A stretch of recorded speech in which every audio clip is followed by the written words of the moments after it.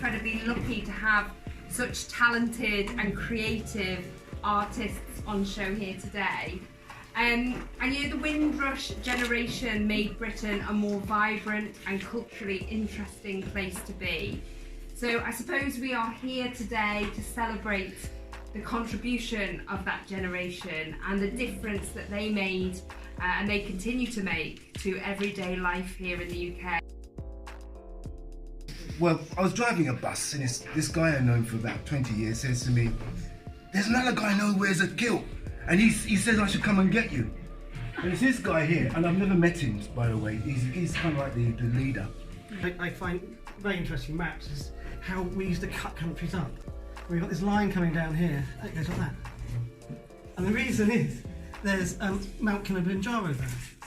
So they decided, oh no, we will let Kenya have that. So they just moved the line of the border, cutting up communities and all sorts of things. It's incredible the rubbish we used to do. I've actually wanted to make direct links between the place that my mother came from, Montserrat, and where she ended up and still lives, which is Hackney. So if you look closely, you can actually see the maps and all of the places that she actually lived. The grandmothers and aunties were so very important in the Caribbean families, who hold and knit the families together, and it was her granny looking after her. And so she says basically, "Granny, you had my back, now I will have yours," because Granny has become old and she feels she wanted to pay back. Really, what inspired me to do this is what's happening to our young people right now, young black men specifically. The images, the constructed images that they're having are not as obvious as this. They're more insidious.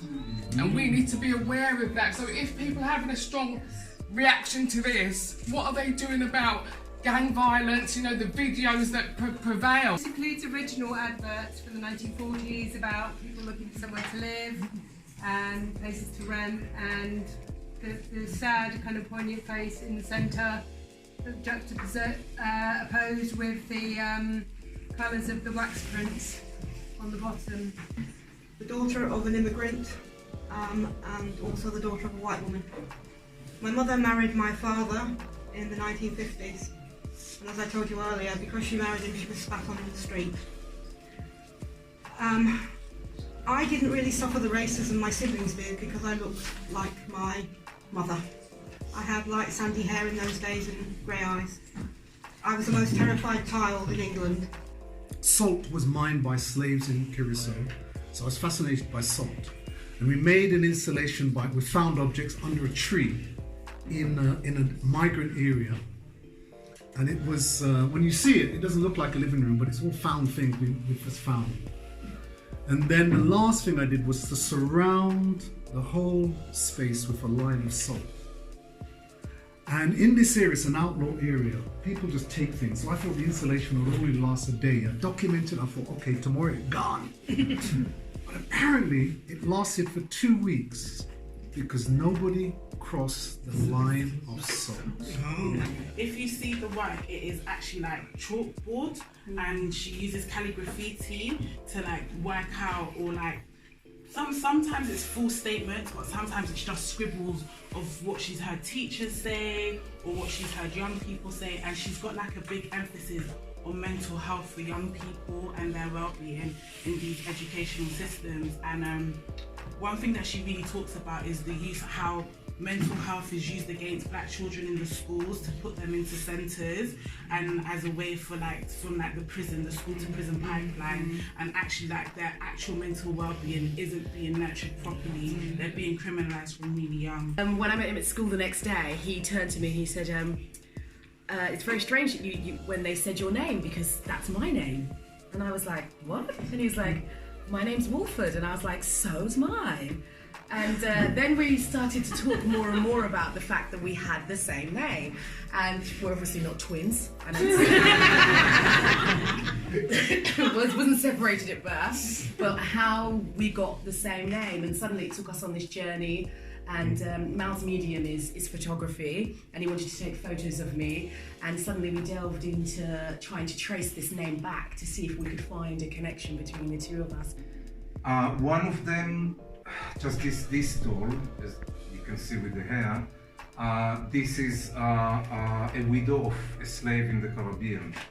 I was just shocked. I mean, it's 2018 was London, and the first thing she had on her mind to do was that. So Windrush is a particular ship and is a particular time on a timeline, but the whole notions go back in history that we all need to remember.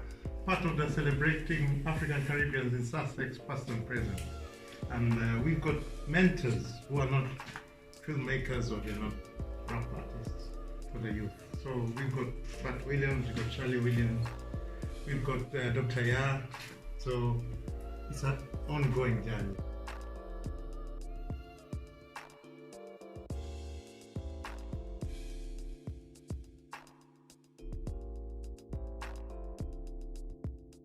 I'm super interested in the Windrush generation and their art and just their creativity, because I feel like Caribbean culture has added so much to Britain, and it kind of goes really unheard, and it's quite demonized as well in society. And I feel like everything from food to fashion to music, they just continue to bless us.